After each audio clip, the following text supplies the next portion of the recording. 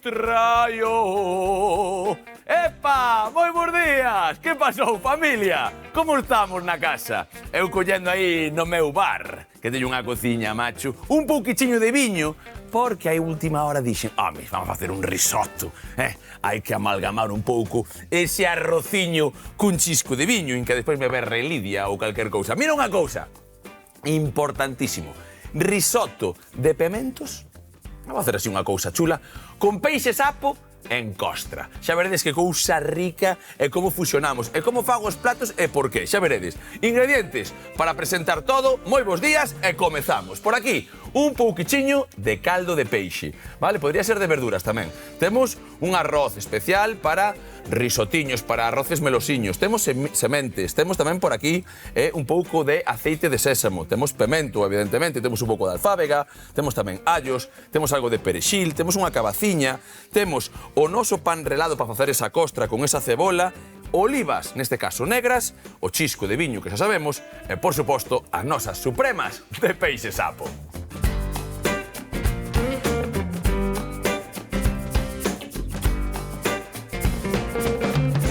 Eu traio unha borracheira que viño no... Este home de verdad, todos os días así, Que Ai, cruz. Dios mío. Pero non o que pensa, Lidia, se non canto un ratiño, se non estou así un anaco facendo as miñas historias, vaime mal. Menos mal que cantas ti, porque se canto eu. Pois un día destes, xa os facemos aquí, os da casa, máis eu, vamos te mandar cantar tamén, pero hoxe non. Eu canto moi ben, o que me falla é a voz. Bueno, vale, cantas debaixo da duche, como din todos, claro. Eu tamén, escoita, que ni cantar eu E no moi ben. volante, son cantante volante. Gústame moito cando vas de viaxe, vas metendo así historias de tal, o sea, que cantante de... É a túa canción favorita? Non teño canción favorita, teria que pensar, Bueno, pois pensa que ao final do programa vou a preguntar. Veña, nós o que imos facer hoxe é un risotto, vale?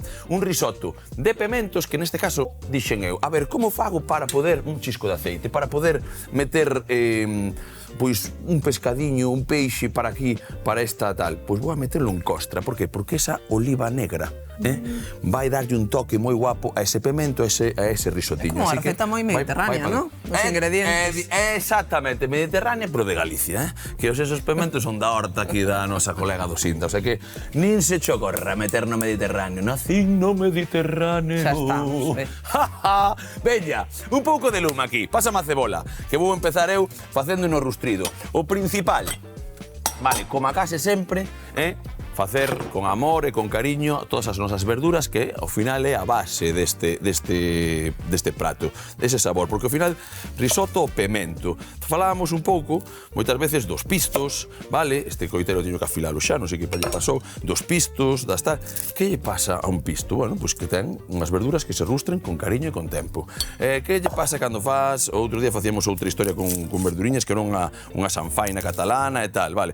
Pois tamén se pode facer. Que lle pasa a calquer, pois que se lle das un toque de lume, un toque de historia chula, pois vai dar moitísimo sabor e xa non temos que empregar ningún tipo de aromatizante, nin historias que empregan por aí como o non sei que monosódico, como lle chaman a eso? Glutamato. Glutamato. Que é o glutamato? Ahora, así, por preguntar, así vou sabendo algo. Que é o glutamato? É un potenciador do sabor. O sea, empregas en alimentos procesados como potenciador do sabor para incitar un consumo máis compulsivo, non?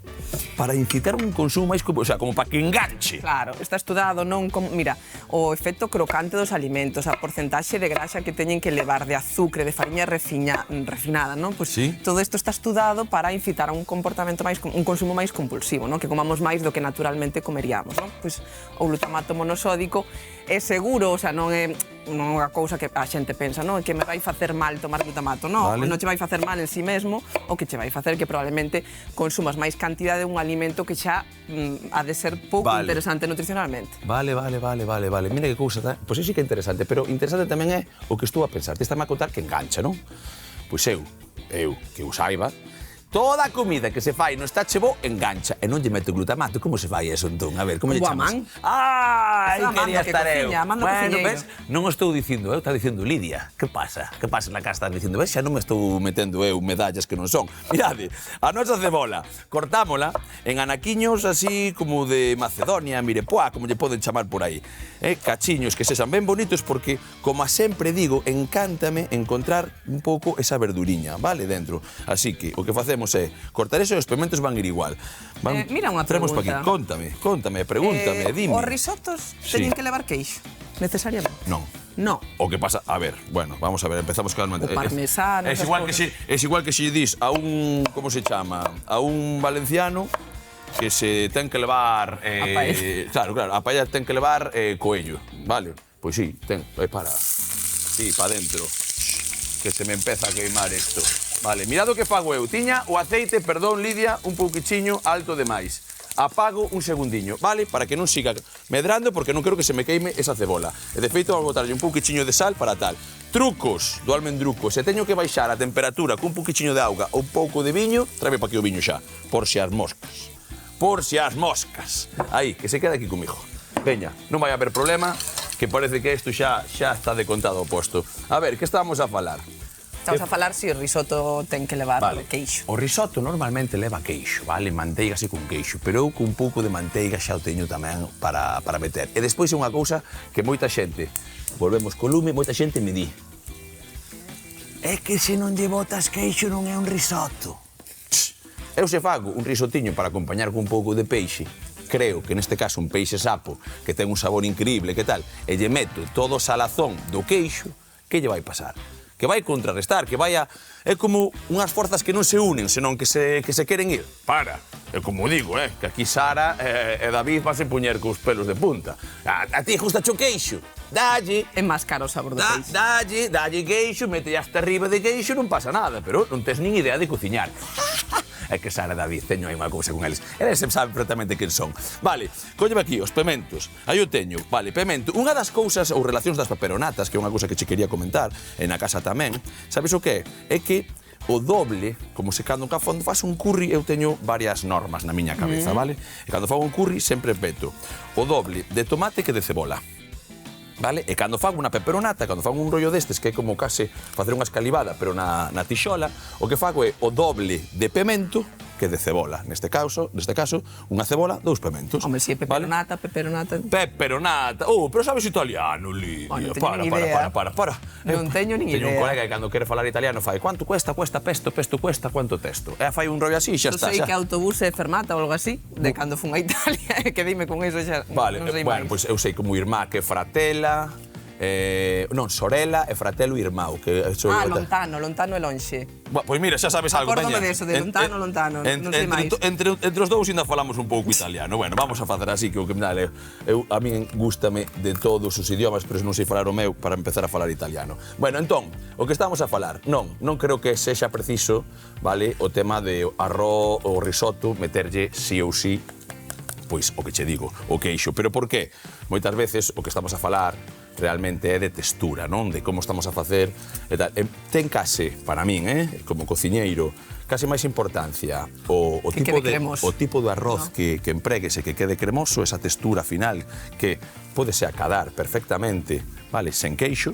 Isto é o que queremos intentar decir, o que quero trasladar perfectamente sen queixo, é que para min é importante entender que ao final hai que ter un arrociño, neste caso, este é un carnaroli, vale, que ten bastante propiedades, bastante almidón, e ese almidón vai facer que quede mantecoso e non vai ser o queixo final. O queixo aporta sabores, evidentemente, matices, umamis, sen glutamato, pero neste caso co peixe sapo eu non o quero, por certo. E que tamén está a pensar na xente que non pode comer lácteos porque ten alerxia a proteína do leite, que hai moita xente, e pensar si poden facer un risoto sin queixo, non? Vale. O mellor poden utilizar manteiga, non poden seguramente, pero o mellor margarina ou algunha alternativa vegetal. Super interesante, poden conseguir esa mesma textura. Vale, interesante ese apunte que estás a dicir. Estou quentando o caldo aquí un chisquiño porque sabedes que cando fago arroz despois quero caldo quente neste caso, pero pareceme interesantísimo o que acabas de comentar. Persoas na casa que teñen algunha intolerancia, algunha historia cos lácteos, vale? E que tal? Manteiga, vale? Pois unha margarina. Aí temos, e non collemos queixo, e temos todo feito. Neste caso, eu o que vou facer é directamente seguir cortando o pemento e tal, pero temos aí, e gústame o apunte, cando sexa así sempre, estás ben vida cada vez máis, porque xustamente na casa a veces, digo, home, quería facer eso, pero eso xa para meu fillo, para min, para meu marido, para min non vale, para non sei que, tal, ou que cociña o home que cociña para miña muller que non tal, pode ser, non? Que o ideal é facer comidas inclusivas, que digo eu, non? Non facer unha comida diferente para que non pode comer unha cousa, intentar facer comidas que sirvan para todos. Para todos. Bueno, pois eso para min é fundamental. Por lo tanto, se cada vez que vexase, eso xa cho digo, permiso total, home, que xa o sabes para falar e para tal, pero permiso total para ir contando que sustitutos podería haber nestas receitas que vou facendo eu e que de repente que está máis a orde do día porque ti estás na consulta sabendo todos os problemas que hai. O sea, que eso que non entendo é unha cousa que me anda ao miolo últimamente bastante.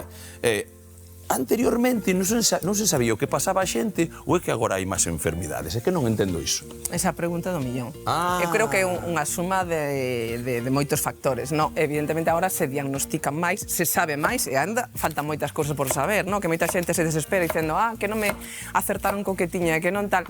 Non é tan doado, non? Por exemplo, cando hai problemas digestivos, as enfermidades do trato digestivo teñen síntomas comuns a tantas cousas que é moi complicado, non? A media de diagnósticos digestivos non soe baixar dos 2 anos, non? Entón, non é tan doado. Cada vez sabemos máis, polo tanto, se diagnostican mellor, cada vez temos máis probas, pero ainda non hai probas para diagnosticar todo. Por exemplo, para as intolerancias alimentarias, estamos moi limitados, non? Para o seu diagnóstico, non? Pero o tema, claro, porque eu vexo que antes, tamén, claro, cas redes e cos teléfonos móviles, cas fotos, con todo, agora, ainda outro día, creo que se pescaba un sargo de casi 8 kilos en Cariño. Un sargo de casi 8 kilos, récord Guinness do mundo. E xa outro récord Guinness do mundo, que sabe que é un tolo do peixe e da pesca, estaba xa en Estaca de Bares. Vale, o sea, xa era galego. Os sargos máis grandes do mundo, os dinosaurios dos sargos, están en Galicia.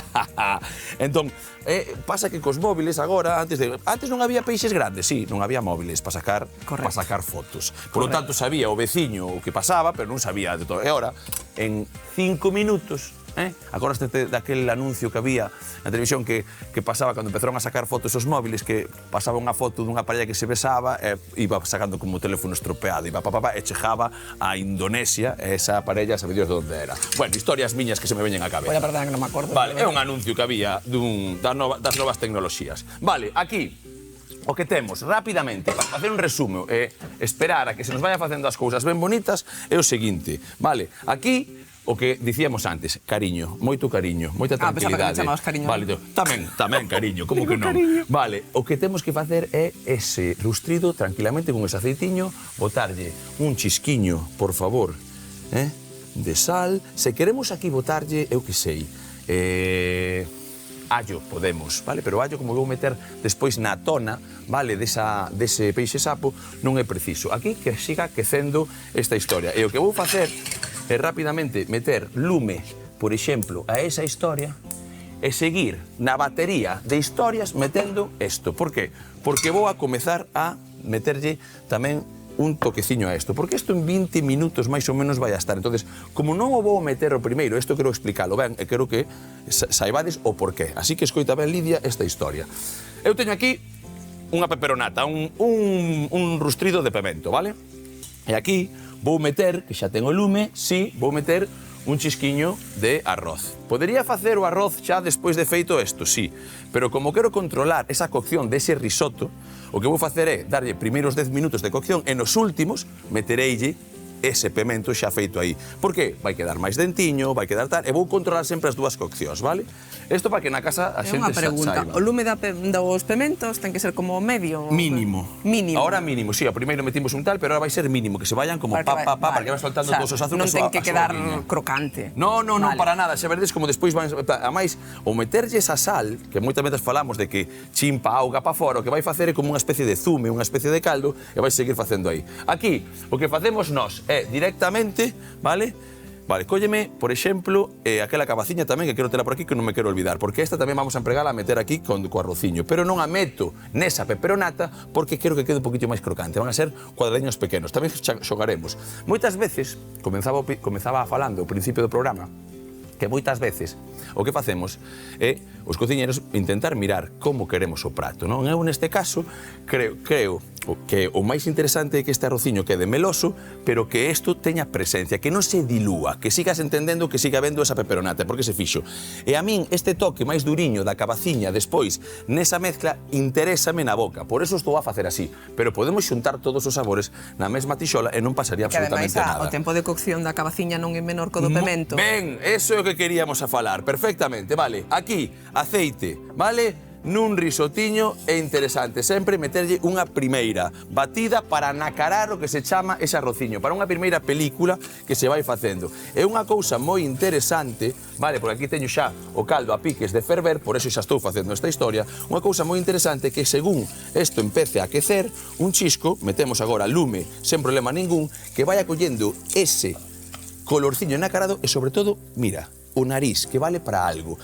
Hai que facer unha cousa que é cheirar os alimentos na cociña, vale? Os que estades atascados e os que fumades, cuidado. Tedes un problema.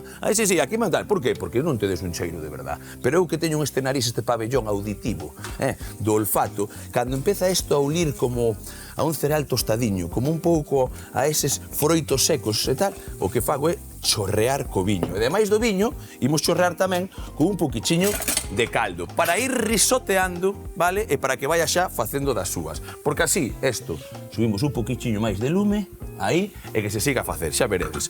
Así que, mirade, como estou a facer, mira agora, por favor, a que ule? A min uleme unha cousa, trasládame a un sitio, vale? Ao cine, xa veredes por qué. A que che ule? Sí. A que?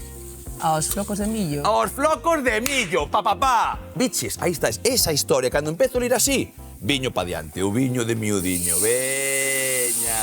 Un chisquiño de viño para comezar, de acordo, a mollar ese arrociño e empezar xa a mover nel, e agora, con esta historia que está a piques de ferver, non parar de traballar. Mirade, aquí, un caldiño bonito, inda que calga algo purría por aí, non pasa nada, é pa dentro, é que ferva de contado. Por eso, tiñamos isto ben quecido. Así que nós, a ver, non espalles tanto, o que imos facer é ti, por favor, colle unhas olivas, un alliño, e se me faz o favor, vas facendo un machucado. Que vai facer Lidia, máis que un bo machucadinho? A malladora. E despois, a malladora. Vale, aquí non nos pasamos, aquí xa apagamos o lume dese caldiño, non nos pasamos, por favor, con ese caldo de primeiras e imos controlando, por suposto, a temperatura, neste caso, os primeiros 4 ou 5 minutos dun risotto, sempre a lume vivo, vale? Como a min, vivo, aquí, con ganas de contarvos cousas, trucos e de traslalladas. E ti, por favor,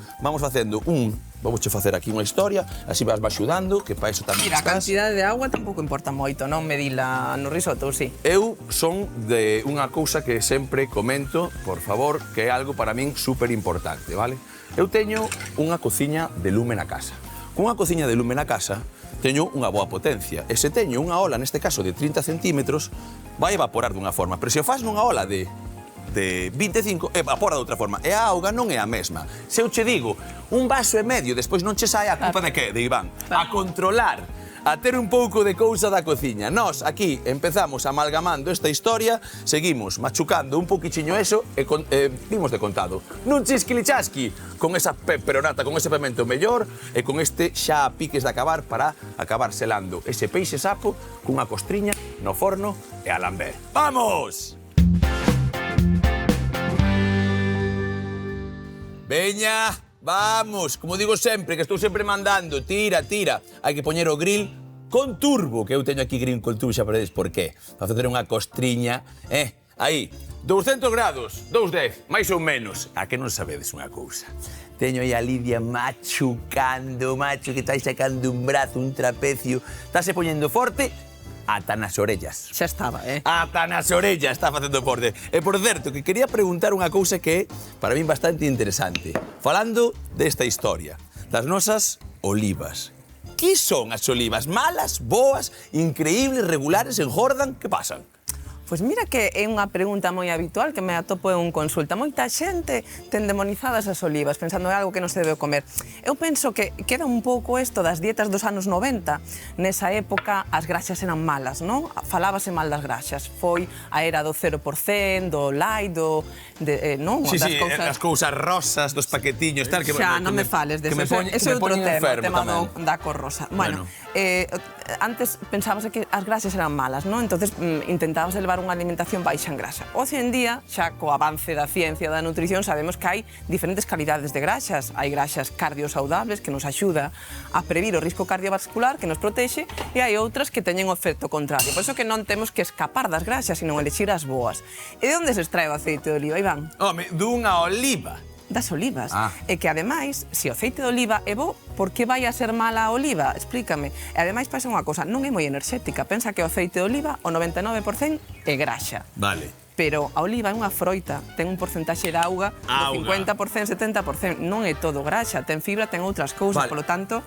Imaginamos un pouco, cantas para facer unha cullerada de, por exemplo, de aceite, cantas olivas teño que comer? Pois mira, unhas 15 olivas, que son unha ración boa, equivalen a unha engraxa a unha cullerada de aceite de oliva. Espabila! Vamos, que estamos a falar das cousas. Como, claro? O que claro? sí é o tema da sal. Sí que teñen bastante sal, especialmente as de anchoa. Entonces, sí que o único problema que podemos atopar nas olivas é a sal, pero non é a graxa, nin o valor enerxético, nin algo que hai que escapar porque vayamos a engordar. Vale, perfecto, queda claro. Mira lo que temos por aquí nós. Un arrociño que seguimos risoteando, de acordo? Acabo de poñer unha tixola aí tamén, vale? Isto, aquí, agora sí que hai que empezar a probalo un poquichiño de sal, pero antes de nada, metemos a nosa cabaciña que cortamos en anacos pequeniños, vale? Porque lle quedan esos 10 minutos. Por certo, se collo a cabaciña en anacos moi grandes, hai que dar máis tempo, metémola antes. Como son pequenos, e quero que trisque que comentaba antes, pois facemos así. Ese rustridiño ben chulo que teñamos por aquí, e que lle botei un pouco de alfábega, por certo, que eso é maravilloso, vou no meter por aquí tamén. E aquí, risotando isto, así, eu creo que é máis que suficiente. Isto queda pa un bocata cun pouco. Home, non, claro. Buah, buah, buah, mira, buah. un bocata así de pementos con atún, Buah, con buah. ventresca. Sí, que cousa bonita e cousa rica. Vale, aquí, agora sí, unha remexida. Recordamos que isto non é unha paella, verdad que non? Que é isto? Un risotto, e polo tanto de vez en cando hai que ir amalgamando nel. Temos ese rustrido de pementos, vale? E temos tamén esa cabaciña. Seguimos, botamos un pouco de auga e vou meter lume tamén a esta historia, porque hoxe mandeiche traballar, pero mandeiche traballar por algo, A ver, mandeiche traballar por algo. Primeiro, vamos a coller un pouco de auga máis e seguimos aquí traballando con isto. Baixamos un chisquiño lume, como vos dixen, e empezamos a mirar. Agora sí, que ten 8 minutos máis ou menos para facer. E aquí teño ben de lume, perfecto, porque imos facer unha cousa. Cólleme o peixe sapo, por favor. Veña, imos selar esta maravilla, vale, de supremas que temos por aquí, que son unha auténtica pasada. Valería unha dourada, valería un róbalo. Dame absolutamente igual, pescada, abadexo, o que te guiras, un peixe que che guste para facer unha cousa ben bonita que é o seguinte, mirade. Colleu a miña compañeira, a Lidia, e fixe un machucado cun allo e cunhas olivas, vale? A ese machucado con allo e con olivas, o que lle vou facer é pintar un pouco esta historia. Pero primeiro imos selala. Eso sí, vamos a aderezar por darlle toques diferentes, vale, cun chisquiño de aceitiño de sésamo. E mira o que va. Que exótico, ¿no? Aceite de sésamo. Pero unha cullerada, porque cuidado con isto. Dá moitísimo sabor. Moitísimo sabor. E cólleme pan relado, por favor. Para que faga esa costra ben bonita, deixeme un segundo. Collo tamén por aquí. Voulle botar unha cullerada deste pan relado que vais a acabar de secar. Pero bueno, se a xente non ten na casa aceite de sésamo, poderían emplear un de oliva, non? O que lle dé a gana, non habería problema ningún, vale? E o que facemos é ter, mirade, rapidamente, esta costra de allo e olivas cun chisco de aceitiño. Eso sigue así. Vamos a marcar rapidamente ese peixe sapo. Teño tamén unha fonte por ali, vale?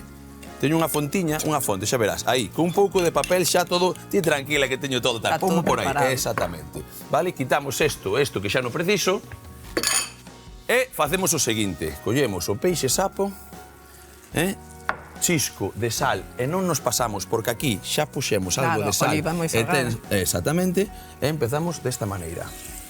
Aí, simplemente, un rápido, conciso, para darlle unha cocción bonita a ese peixe sapo, volta e volta, e acabamos os últimos 6, 7 minutos, 8, facéndolle o seguinte que vos vai flipar por cores, vale? A costra está feita.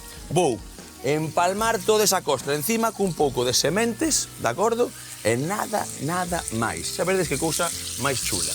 Rapidamente, collemos culler. Que che parece isto das costras e do peixe?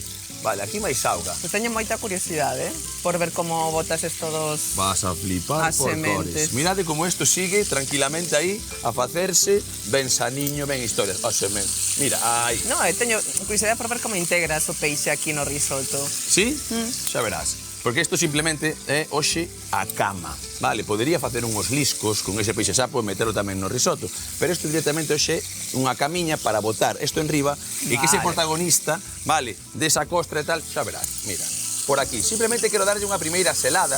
Moitas veces facemos isto, vale, para que simplemente, vale, o noso peixe non solte tanto xugo despois no noso forno, vale? Así que nós, o que facemos é o seguinte. Vale, temos un pouco de papel de forno aquí, ¿sí? Vale, cólleme un chismiño deses laranxas, eso é.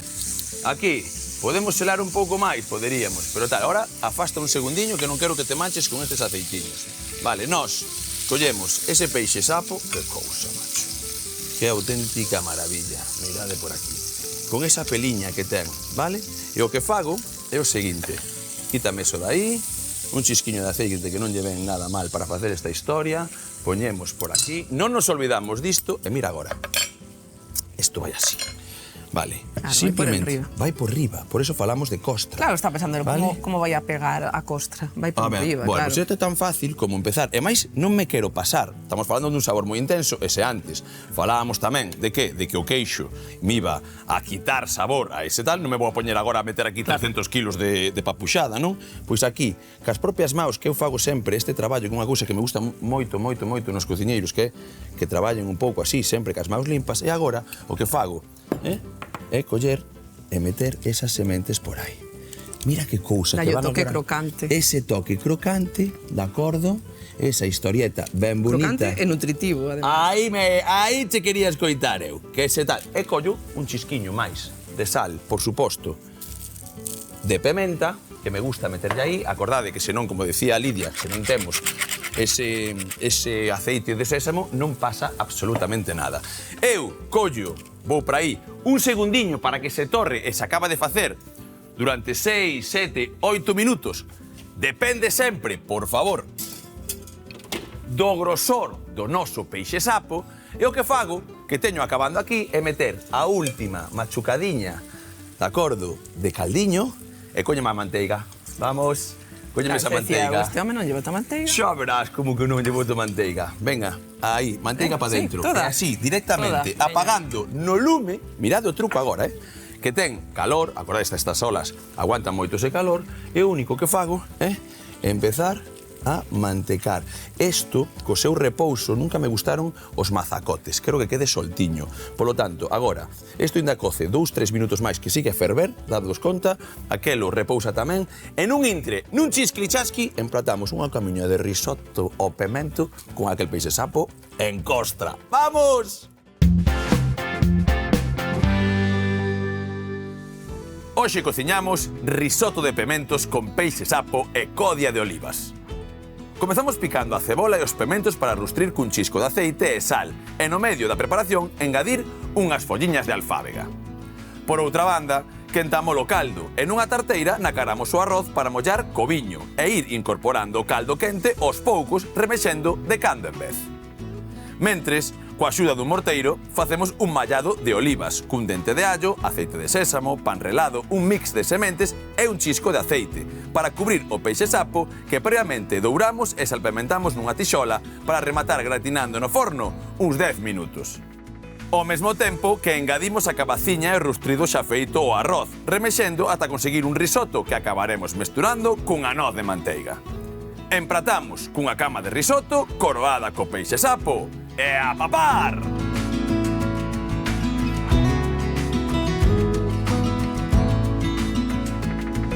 Pois veña que vamos! Que pintaza ten isto, Iván. Ai, Dios mío, ti xa estás preparando o garfo. Bueno, bueno. Escoita, mirade que peixe sapo e que costra tan deliciosa. Eso sí, mirade tamén ese arrociño, ese risotto que quedou enteiro perfectamente.